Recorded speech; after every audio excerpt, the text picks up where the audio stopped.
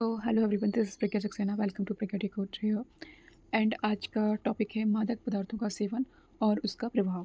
ये आपके MPPSC mains paper 6 का एज इट इज़ टॉपिक मैंने लिया हुआ है यहाँ पे। तो हम स्टार्टिंग करते हैं भूमिका से। ठीक है, ये भी काफ़ी इंपॉर्टेंट है क्योंकि आज का यूथ या समाज जिस डायरेक्शन में जा रहा है ना, बहुत सारे सिंथेटिक ड्रग्स बढ़ते जा रहे हैं। ठीक है, नशे की हालत में लोग अपनी फैमिली, अपने आप को, पूरा समाज स्पॉइल कर रहे एक तरीके से। ठीक है, तो हमें जानना ज़रूरी है चीज़ों के बारे बारे में, प्लस उसके क्या प्रोज एंड कॉन्स हो सकते हैं। ठीक है, वो सारी चीज़ें पता होनी चाहिए। तो हम क्या लिख सकते हैं इस टॉपिक में? भूमिका से स्टार्ट करेंगे तो नशा व्यक्ति की स्वतंत्रता छीन लेता है और समाज की प्रकृति को बाधित करता है। ठीक है, ये लिख लीजिए। और भी एक महात्मा गांधी जी का है, शराब मानवता की शत्रु है। ठीक है, फिर वर्तमान में मादक पदार्थों का सेवन विश्व स्तर पर एक गंभीर सामाजिक, आर्थिक और स्वास्थ्य संबंधी समस्या बन चुका है। फिर इसके एग्जांपल्स क्या होंगे मादक पदार्थों के?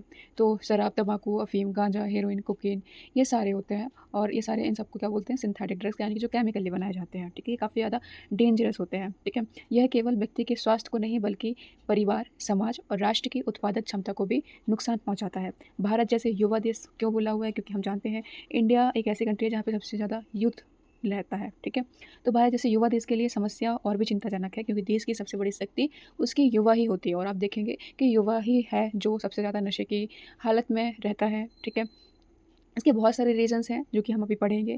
मादक पदार्थों का अर्थ, नेक्स्ट हेडिंग लिखोगे आप इस पे। तो मादक पदार्थ वे पदार्थ हैं जिनका सेवन करने से व्यक्ति की मानसिक एवं शारीरिक स्थिति प्रभावित होती है तथा धीरे धीरे उनकी लत लग जाती है इसकी, है ना। इनका लगातार सेवन करने से उसकी शारीरिक, मेंटली और सामाजिक रूप से वो कमज़ोर पड़ जाता है। ठीक है, समाज में कोई इज्जत नहीं रह जाएगी, है ना। उसकी हेल्थ ख़राब होगी तो वो तो होगी ही, साथ में वो मेंटली भी सिक होने लगेगा धीरे धीरे। ठीक है, फिर इनके क्या रीजंस हैं? बेसिकली जो पर्सन होता है वो किस तरीके से अडिक्ट हो जाता है मादक पदार्थों का या अल्कोहल का या फिर किसी भी हम मादक पदार्थ की बात करें एक्स वाई जेड उसके।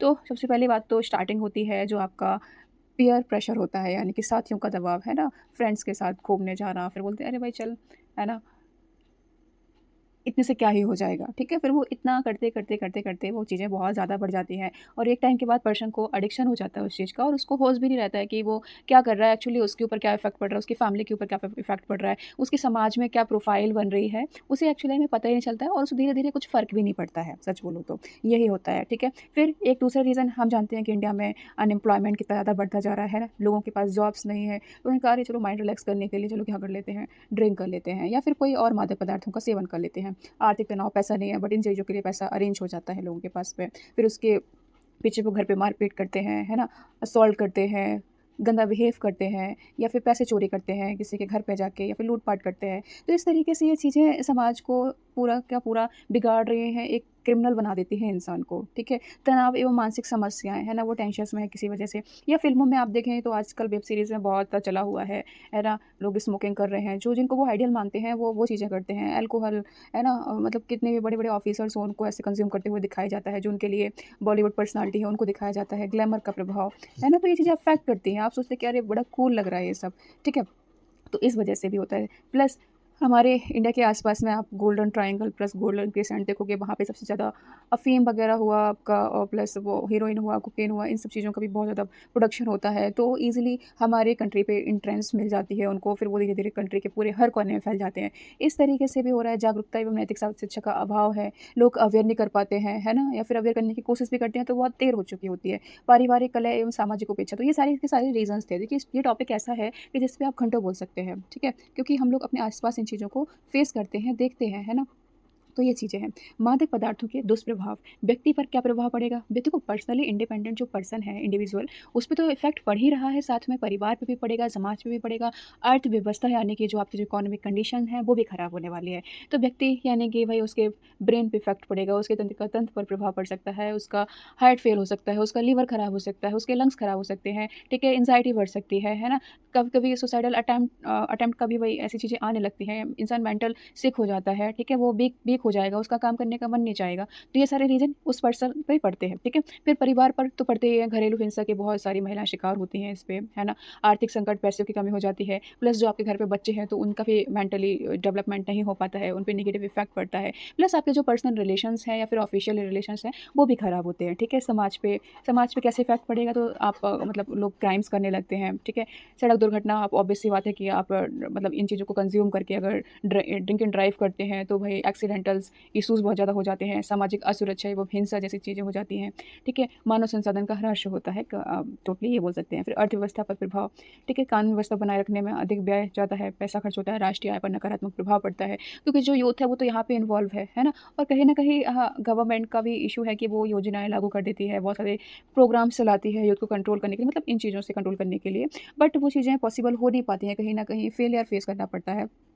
तो ये सारे के सारे क्या हैं, दुष्प्रभाव हैं, ठीक है, किसके? मादक पदार्थों के। फिर भारत में क्या स्थिति है, तो राष्ट्रीय अपराध रिकॉर्ड ब्यूरो एनसीआरबी के अनुसार मादक पदार्थों से जुड़े अपराधों में लगातार वृद्धि देखी जा रही है। युवाओं में सिंथेटिक ड्रग्स का उपयोग चिंता का विषय है, ठीक है। फिर मैंने अभी आपको बताया था कि भारत का गोल्डन क्रिसेंट, ये क्या लिखा हुआ है? गोल्डन क्रिसेंट लिखा हुआ है, पता नहीं क्या लिख दिया इसने। तो इंग्लिश में देखो लिखा हुआ है golden crescent plus golden triangle लिखा हुआ है, बस इतनी सी बात है यहाँ पे, ठीक है। मैं आपको बता देती हूँ, ये जो चीज़ है ना, ये वाली है ना, यहाँ पे गोल्डन क्रिसेंट और गोल्डन ट्रायंगल की बात की हुई है। गोल्डन क्रिसेंट यानी कि अफ़गानिस्तान, ईरान, पाकिस्तान जो एक चाँद का शेप आता है, तो वहाँ पे भी बहुत ज़्यादा कहने के लिए कि ओपियम, हेरोइन, सिंथेटिक ड्रग्स वगैरह का उत्पादन होता है, और ऐसे ही सेम गोल्डन ट्रायंगल में भी बहुत ज़्यादा होता है। तो यहाँ से, क्योंकि इंडिया बीच में पड़ जाता है और ये दोनों ईस्ट वेस्ट में पड़ जाते हैं, तो यहाँ से बहुत ज़्यादा मादक पदार्थों की तस्करी होती है, ठीक है। फिर संवैधानिक हमारे कॉन्स्टिट्यूशन में क्या प्रावधान है, तो आर्टिकल जो 47 है डीपीएसपी का, वो कहता है कि जनता के पोषण स्तर एवं स्वास्थ्य में सुधार करें तथा स्वास्थ्य के लिए हानिकारक मादक पेय एवं नशीले पदार्थों के सेवन पर प्रतिबंध लगाने का प्रयास करें।